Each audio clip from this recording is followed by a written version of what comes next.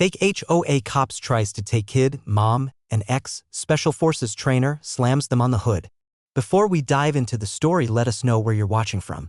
It was a quiet Wednesday afternoon in a sleepy suburban neighborhood, the kind of place where the lawns are always trimmed and the mailboxes stand in perfect rows. Kids played in driveways. Wind chimes swayed gently on porches. The air was calm and nothing felt out of the ordinary. A mother walked hand in hand with her 8-year-old son, returning from a short walk to the park. She wore a simple hoodie and jeans, her hair pulled back in a no-nonsense ponytail.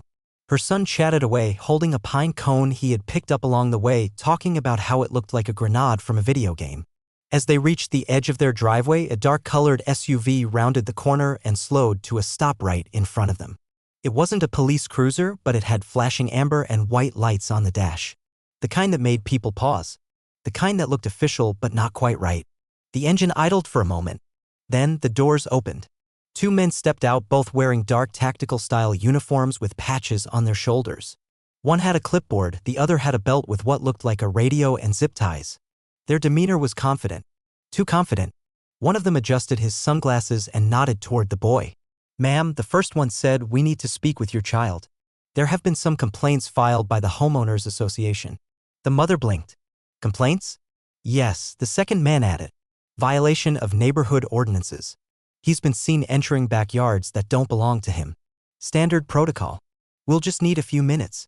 That was when her spine stiffened. Her boy squeezed her hand a little tighter, stepping slightly behind her leg. Something wasn't right.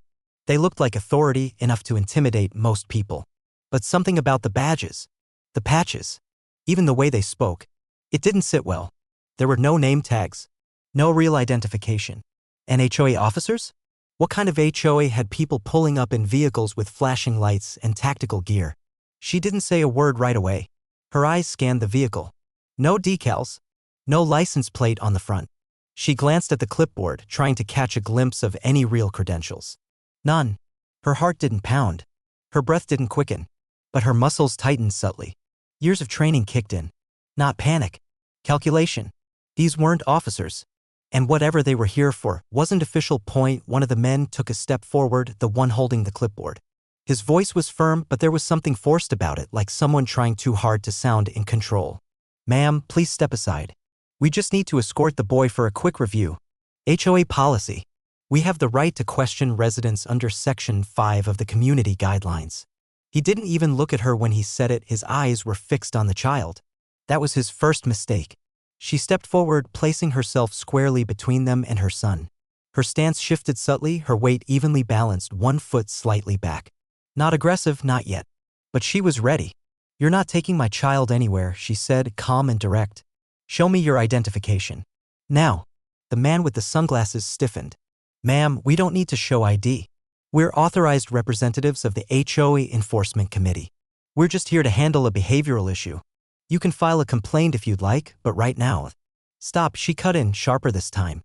"You're not police. You're not government. You don't touch my kid." The one without sunglasses stepped closer now, voice raised. "We don't need this kind of attitude. You're interfering with an official neighborhood investigation. We'll report this as noncompliance." Her eyes narrowed. "Go ahead," she said, without a hint of fear. "Call whoever you need. But you're not laying a hand on my son." There was a beat of silence, heavy, tense. The clipboard guy shifted uncomfortably, as if he wasn't expecting pushback. Not like this. Most people probably just went along, confused and scared. But she wasn't backing down. And she wasn't scared. The boy, still behind her, reached up and grabbed the back of her sweatshirt. He didn't understand what was happening, but he could feel it, the weight in the air, the way the men's voices sounded wrong, how his mother stood taller than usual, almost like a wall. The second man took another step forward. "You're making this harder than it needs to be," he said. His hand hovered too close to the zip ties on his belt. "We don't want this to escalate." But it already had. Every muscle in her body was alert now, her instincts fully awake. She kept her voice steady, even, but firm enough to slice through concrete. "Try me." She let the silence stretch for a moment, eyes locked on the taller one, the one who had just threatened to escalate. His hand twitched near his belt again, fingers brushing the loop where the zip ties hung, but he didn't move beyond that. That's when she started picking them apart. Her gaze dropped to the patch on his chest. The emblem looked like an eagle almost, but the wings were wrong. It was a generic patch embroidered onto Velcro. No state seal. No HOA name. Just the words Community Enforcement Division. That wasn't a real thing. She tilted her head slightly. What HOA are you with? Ma'am, like we said, we're with the local board. Suburban Unified Neighborhood Committee. You've probably heard of us. She squinted. No, I haven't. And I've lived here for 9 years. Clipboard guy stepped in, trying to sound reassuring. We're a private subdivision authority contracted by the HOA for residential compliance. Standard for neighborhoods like this. You should have received the updated bylaws packet last month. She let out a quiet breath, a tiny shake of her head. There is no Suburban Unified anything in this zip code. And you know how I know that? The man paused.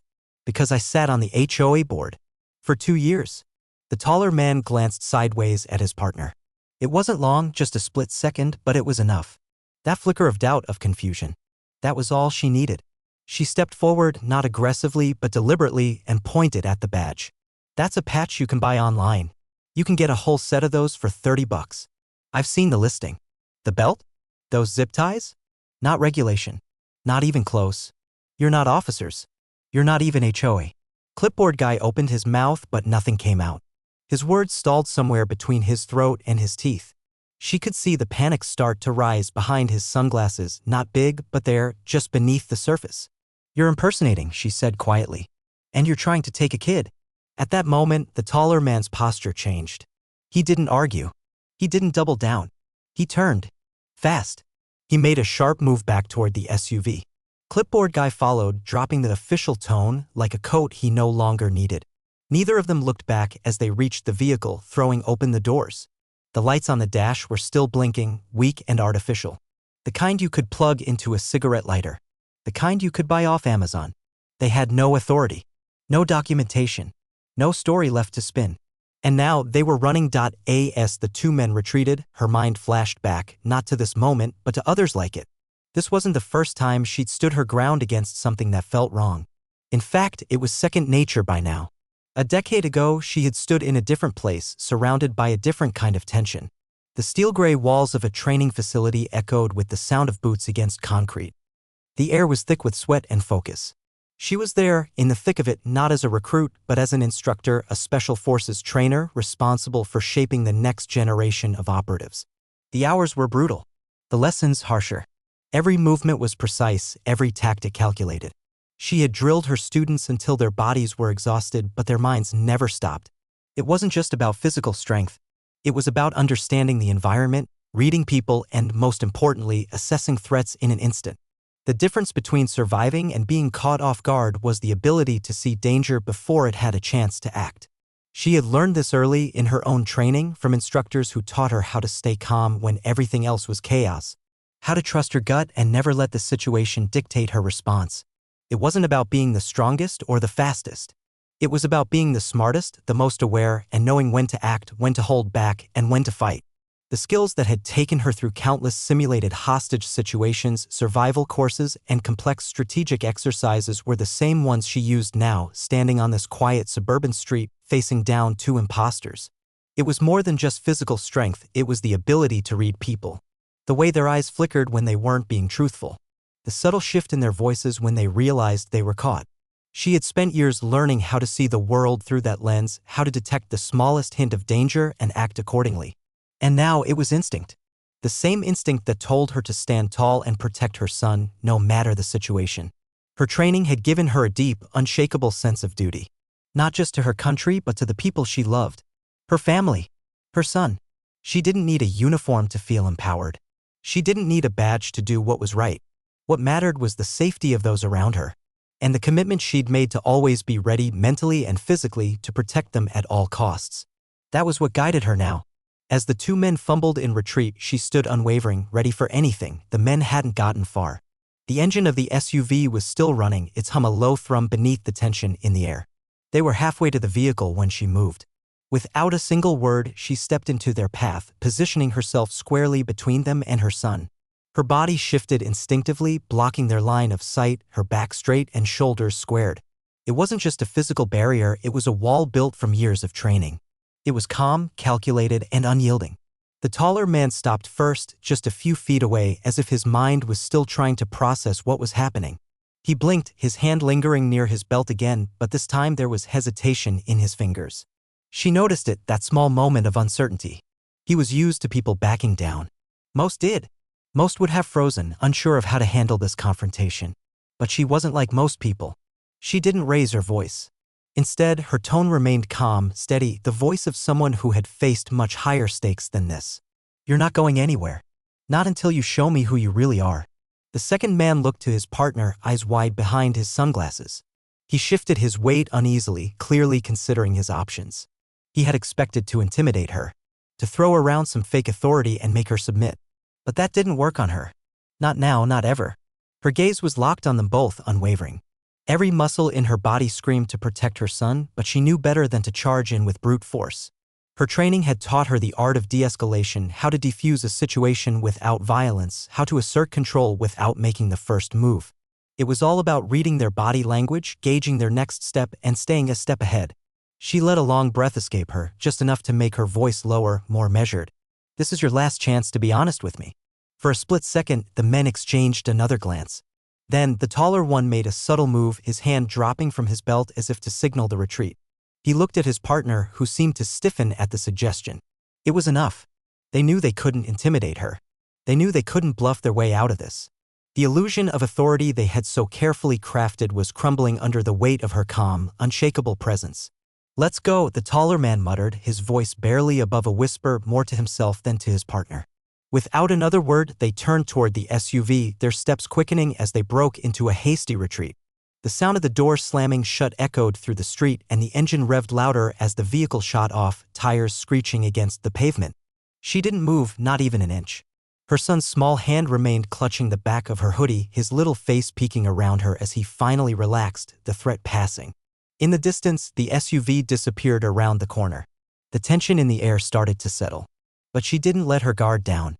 Not yet.as the SUV disappeared from view, the air was still thick with the remnants of the confrontation.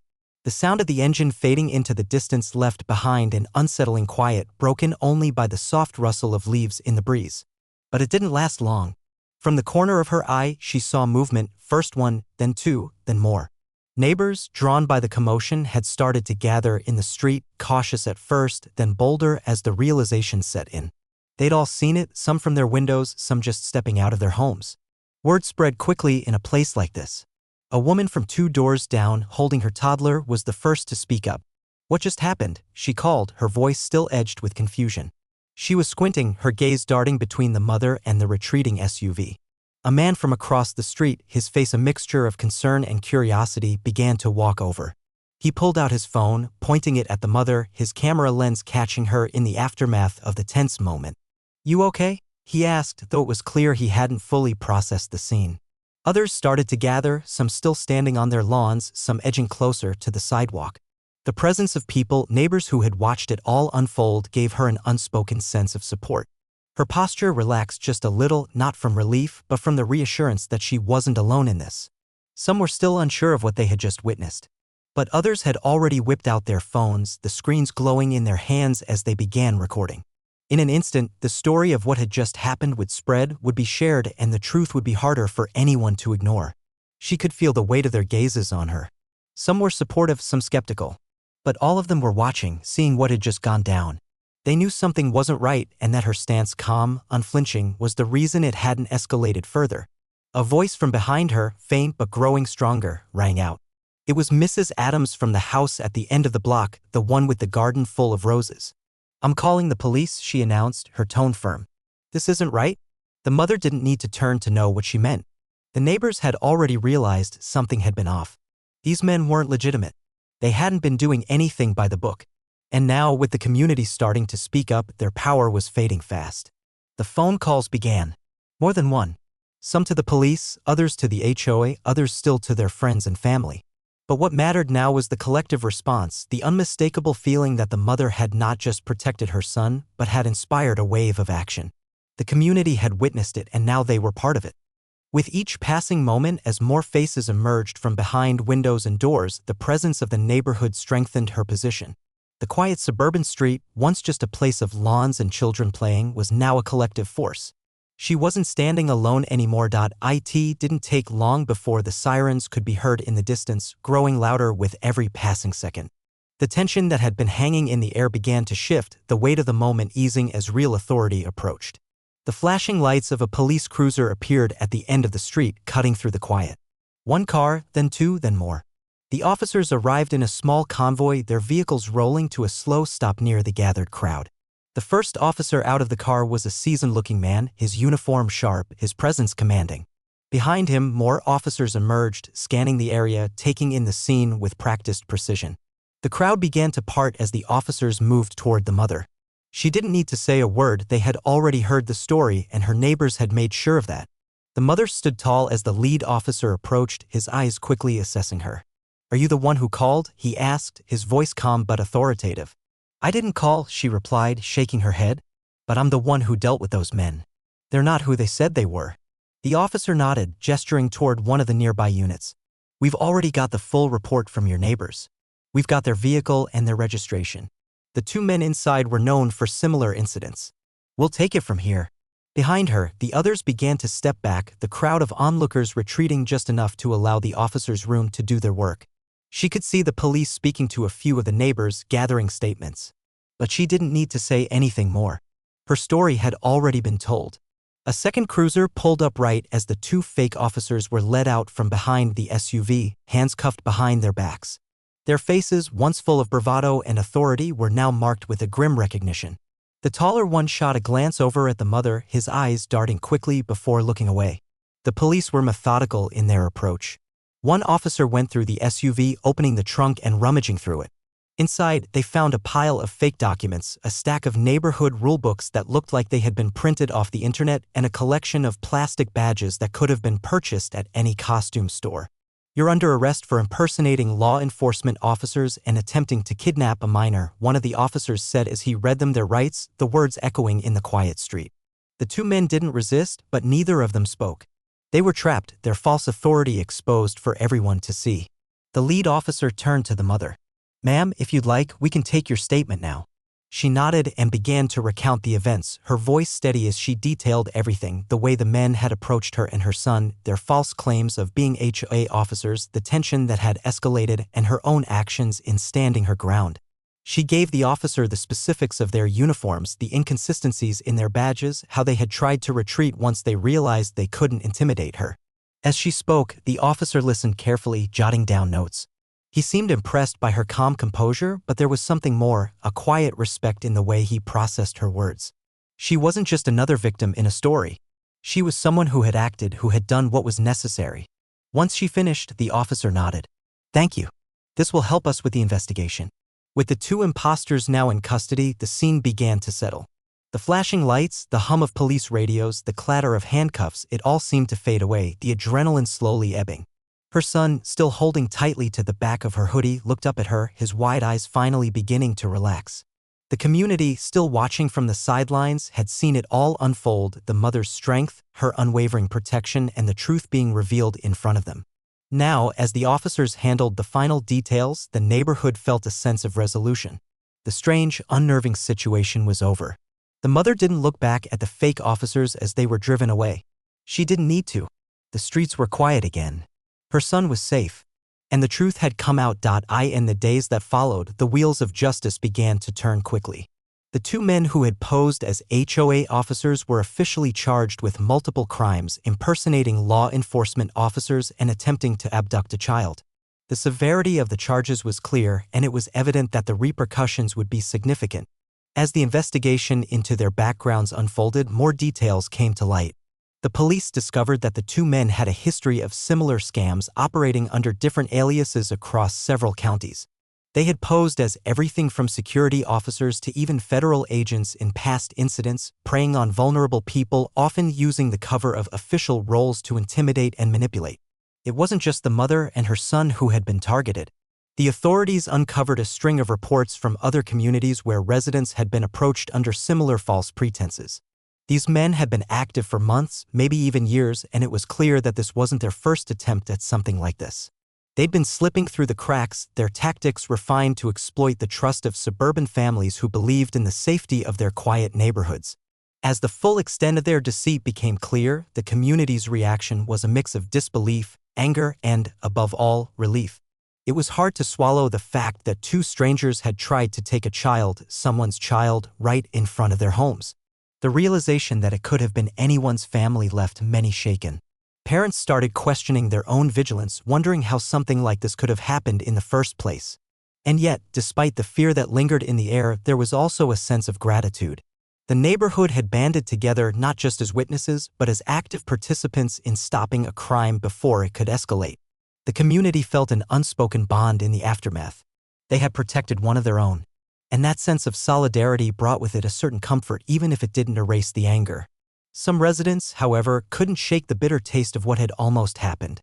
Mrs. Adams, the neighbor who had made the call to the police, spent the next few days asking herself why these men had chosen this neighborhood. Why had they believed they could get away with something so brazen, so personal? The anger was there, sharp and unrelenting, and it simmered in quiet conversations, in whispered discussions over fences and on front porches. The local news picked up the story, spreading the details to surrounding areas. And with the coverage came more stories from other neighborhoods. People who had nearly fallen for the same scam began to speak out, sharing their own close calls, warning others to be cautious of anyone who didn't seem quite right. But even as the story became more widespread, a sense of vigilance had settled over the entire town.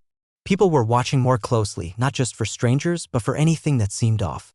The fake officers may have disappeared, but the lessons from their failed attempt would stay with the community for a long time. In the wake of the arrests, the mother's life slowly returned to normal. But there was a difference now, a subtle shift. She had been through training. She had been through tests of survival. But this was something entirely different. The rush of adrenaline, the sharp focus, the calm determination in the face of danger, it had all come back to her in an instant. And as she watched her son sleep peacefully that night, the world outside seemed a little quieter. Safer, perhaps.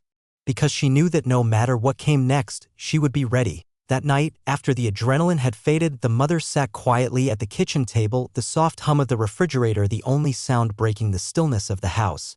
Her son was tucked into bed, asleep, the world outside seemingly unaware of the events that had unfolded just hours before. But inside, the weight of the day pressed on her, settling in her chest. She found herself reflecting on everything, the confrontation in the street, the tension that had gripped her for those long minutes, and the way she had instinctively stepped between her son and the men who had tried to take him. She thought about the calm she had drawn upon, the training that had been drilled into her years ago.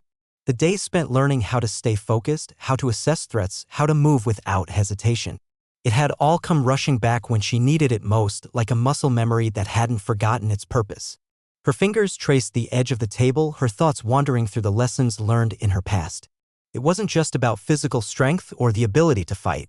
It was about awareness, about understanding the world around her, about trusting her gut. Those instincts had kept her safe in difficult situations before, but today they had kept her child safe too. And that was what mattered most. She thought about the neighbors, the way they had rallied behind her, how they had supported her when things could have gone so much worse. The outpouring of help had been a reminder that there was strength in community, a power that she hadn't fully appreciated until now. She wasn't alone. None of them were. But even with that, she knew the world didn't stop changing. Threats came in different forms, some more subtle than others. People like those fake officers didn't announce themselves. They snuck in under the guise of authority, exploiting trust to manipulate and control. And the worst part was that they hadn't been the only ones. How many more were out there, lurking in the shadows? She leaned back in her chair, the cool silence wrapping around her. It was easy to think the worst was behind her, that everything had gone as it should. But in her gut, she knew better. It wasn't about what had happened. It was about staying vigilant, staying alert to the dangers that were always just around the corner, even in the places that seemed safest. She thought about the future, about the kind of world she wanted her son to grow up in. A world where trust wasn't given easily, but where safety wasn't taken for granted. And that, she realized, was the challenge. Teaching her child to recognize danger, to trust his instincts, and to know that it was okay to stand up for what was right. To always be aware, to always ask questions, and to never be afraid to speak out when something didn't feel right. With a sigh, she stood and walked to the window, looking out at the quiet street. The night was peaceful, the soft glow of streetlights casting long shadows on the pavement. It was hard to believe that just hours ago, this very street had been the scene of something so unsettling. But she knew that this was just the beginning. The community needed to stay alert, stay connected. They needed to share the lessons learned from this day to remind one another that the world could be unpredictable and that being prepared was not just about having the right tools, but about being aware. About standing together. She turned from the window, a quiet resolve forming in her chest. There was work to be done. Advocacy. Awareness. Safety. It wasn't just about protecting her own family anymore. It was about making sure the neighborhood stayed a place of safety for everyone. And she would make sure of that, one step at a time. As the days passed, the sense of unease that had gripped the neighborhood slowly began to fade. But the lessons from that day lingered in the minds of everyone who had witnessed the events unfold. The quiet suburban streets, once seen as a haven of safety, had become a reminder that danger could strike anywhere, even in the most peaceful places. The community, now more connected than ever, had learned something vital: vigilance was key. The fake officers had used nothing but their appearance and a fake sense of authority to try and manipulate the situation to take advantage of the trust people placed in the order of their neighborhood. It was a wake-up call that anyone, regardless of their title or uniform, could be pretending to have power they didn't actually hold.